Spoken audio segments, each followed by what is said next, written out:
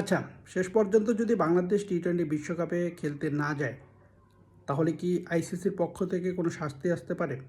যেহেতু বাংলাদেশ নিজ ইচ্ছায় বা নিজেদের জেদ বা নিজেদের সমস্ত কিছুকে প্রাধান্য দিয়ে যদি আইসিসির এই ইভেন্ট বয়কট করে, তাহলে কি আইসিসির তরফ থেকে কোনো শাস্তি আসতে পারে কিনা?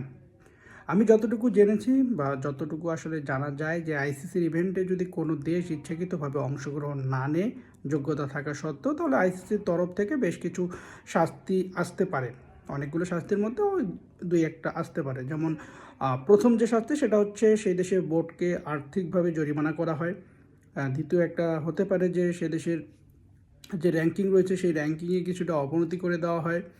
তারপরে যেটা হয় যে প্রশাসনিকভাবে আইসিসির তরফ থেকে একটা ব্যবস্থা নেওয়া হয় এবং এরপরে যেটা হতে পারে সেটা হচ্ছে ভবিষ্যতে যে আইসিসির ইভেন্ট হবে সেখানে অংশগ্রহণে কিছুটা বাধা প্রদান বা কিছুটা আসলে আইসিসির তরফ থেকে চাপ থাকে। এরকম বেশ কিছু আসলে ঘটনা ঘটে। এখন দেখার বিষয় যে শেষ পর্যন্ত বাংলাদেশের সাথে কি ঘটছে? বাংলাদেশ কি কোনো শাস্তির আওতায় পড়তে পারে কিংবা বাংলাদেশ শেষ পর্যন্ত টি-20 বিশ্বকাপ খেলবে কিনা?